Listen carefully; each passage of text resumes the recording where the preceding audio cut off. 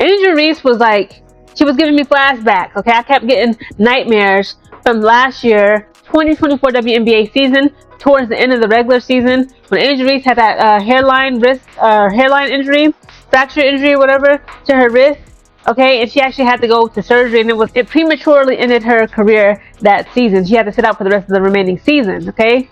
And she kept on grabbing at her. Did you notice Angel Reese's expression as she walked off the court? The fear in her eyes said it all.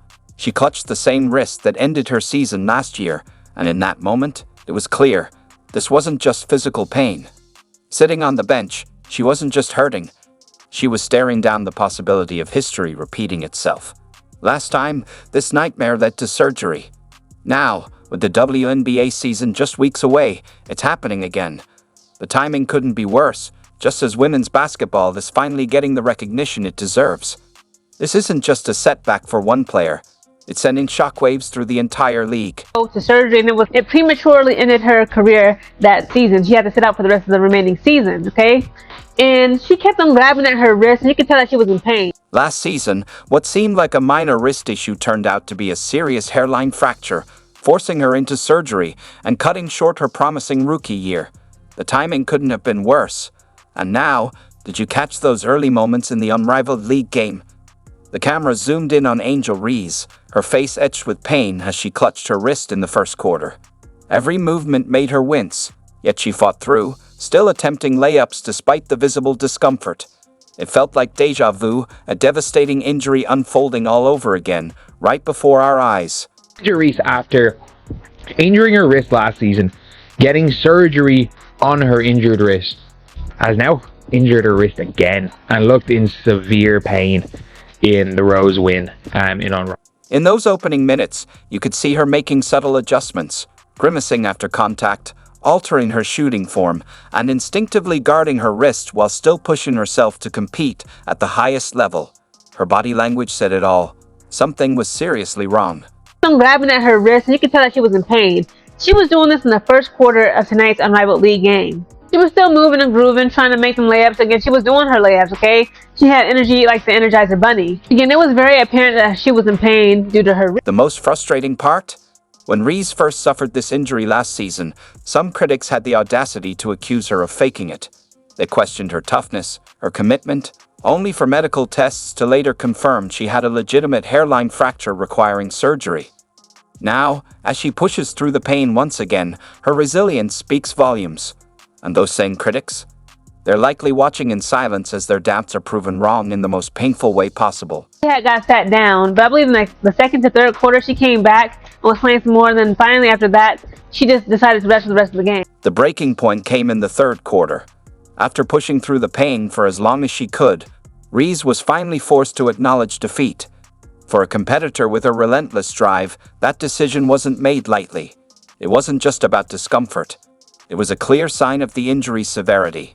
I just remember during the year when Angel Reese landed on her wrist, and then you can see her just kind of doing this, trying to get in and playing, and then it was oh, she faked the wrist injury, it wasn't real, and it's you can literally see where it happened.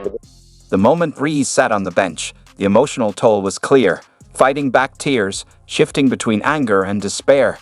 This wasn't just about one game. She knew what this could mean for her future.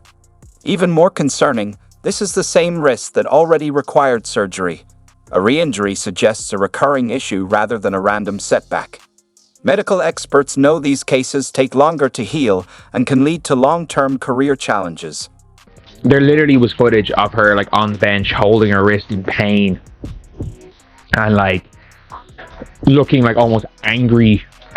Look, people thought from looking at it that she was crying, and it's oh no. Oh no. And the last thing you want is another another wrist injury from one after getting surgery.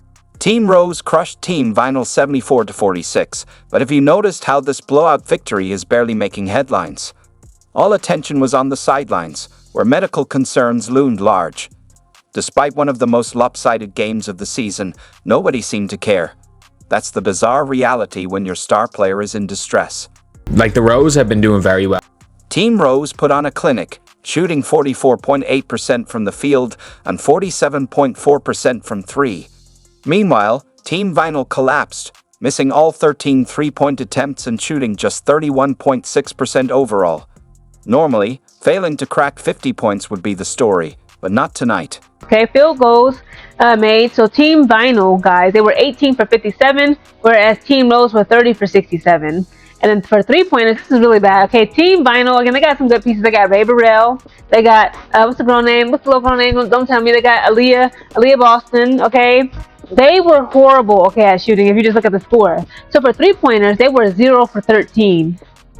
They didn't make none of their three-point attempts. Chelsea Gray proved once again why she's one of the most clutch players in women's basketball, sinking her 6th game winner of the Unrivaled season.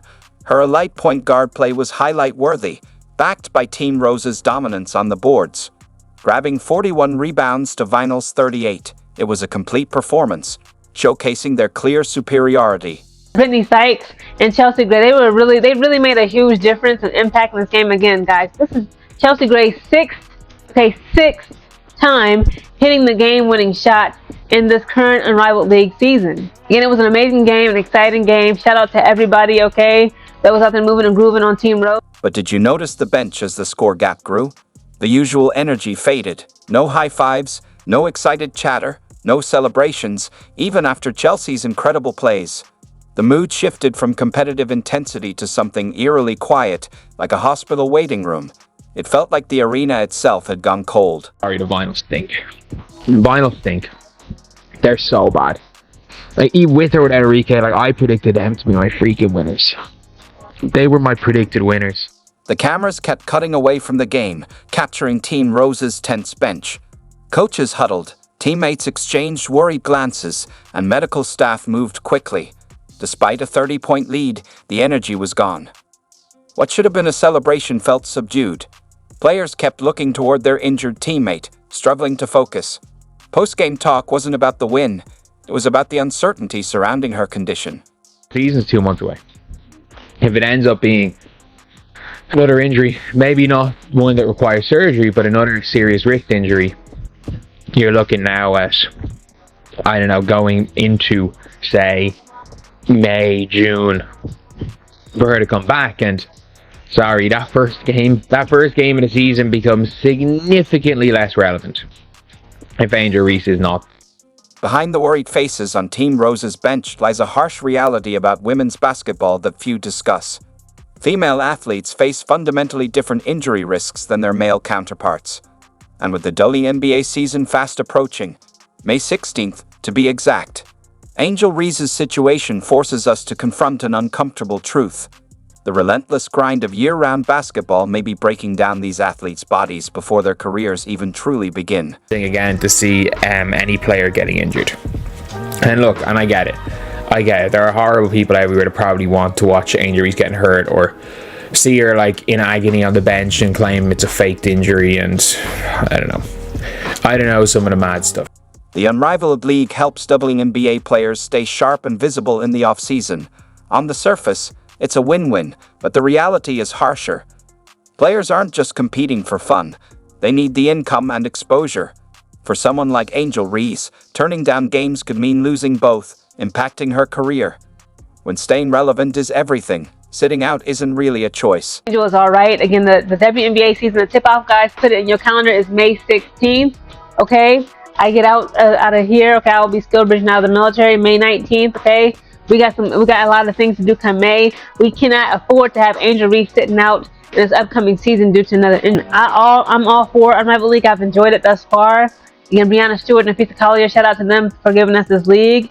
But again, this is just what we fear, okay, when it comes to us as spectators and fans of these athletes, the women's season. That's the time to rest, strength, train, go through proper conditionings, get your mind right, meditate, spiritual, physical health, etc., your mental health, and also keep up with your diet and stuff. In basketball, again, women's bodies is not the same. I know you're like, well, the NBA season is longer. Listen, women don't have as much muscles. They even said, like, female athletes, female basketball players in specific, we are more, or not we, but they are more prone to, like, male basketball players tearing the ACL because we don't have as much muscle around our kneecaps, okay, to, like, prevent, us tearing our ACL. So, again, this is, like, it's unfortunate to see the damage that's going on with these young women and to their bodies, because they're playing basketball at this point all season, all year long rather.